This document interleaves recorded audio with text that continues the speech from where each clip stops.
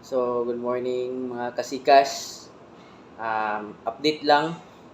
Na ako'y hilot unya sa kuan. So, wala lang sa ako'y hilot sa Valencia o sa Malaybalay kay unahon sa kuning lantapan karon kay naka-schedule ko sa lantapan nya. Pero og sayo lang ko makauli, okay ra man yapon mo, chat lang mo kung magpahilot basig makauli ra pug kog sayo pag human sa out mga alas 6 makasugod na ko basig mahuman ra pug og mga alas 7 anang mga alas 8 padulong sa alas bisag mga alas 11 okay pa ko ana bakante pa ko. So pwede ra pud ta maghilot ana. So service diri lang sa kuan, Valencia lang sa siguro kay para kuan para mas dali sa kuha kay diha ang bugo gaulian. Tapos pasalamatan ako utong nagpahilot gabi tulo ka buok sa Valencia. So ang isa kuan ni adto gid sa boarding house no nagpahilot. So taga si Imio to. Trabaho sa si Imio. Tapos ang uban wala man gyud no kay kita wala man gyud nag-video kay siyempre respetuhon sa nato tong kuan sa musugot lang. So mag-post ra gyapon kog mga video guys. Nang wala pa lang gid ko nang human og kanang edit kay daghan naman kay video niya ginahinay lang nako. Kay busy man pud sa hilot niya napud tay duty.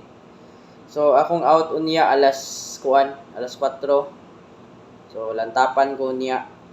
Ugma kisa tong gusto magpa-schedule bisag diri lang sa Malaybalay pag human og pag duty pero akong duty ugma murag mag-start ko ugma mga alas 4 pa padulong sa alas 12 sa buntag.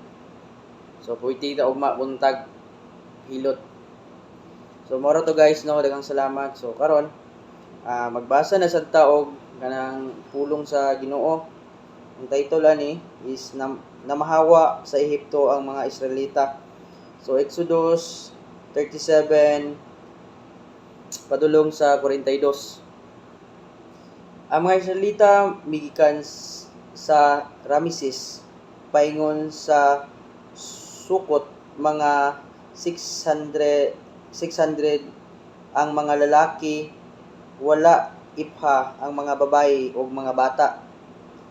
Nagbakta sila, mikuyog usab kanila ang dagkong panon nga sa nagkalain-laing mga tawo o daghang mga karnero, mga kanding o mga baka.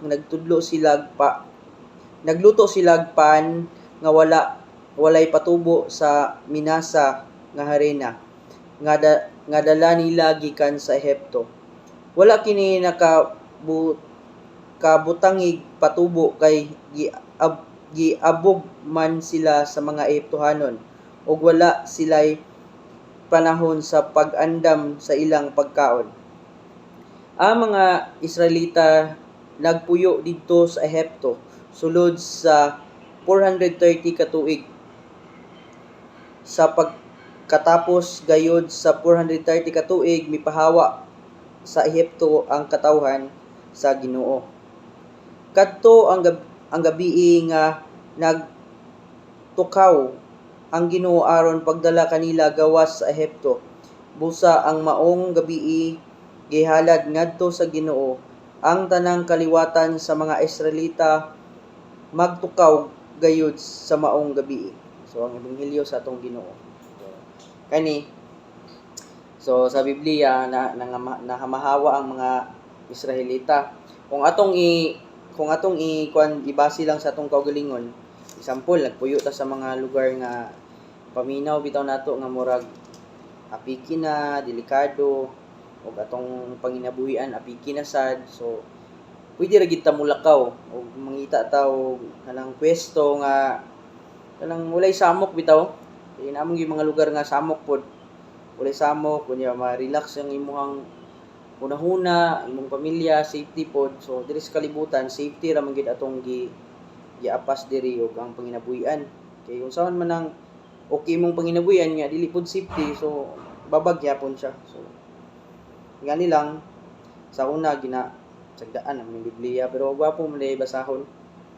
So moro to guys no, daghang salamat o God bless. Dili na ako tas-on kay mag-update ra ko ninyo mga videos. Thank you guys.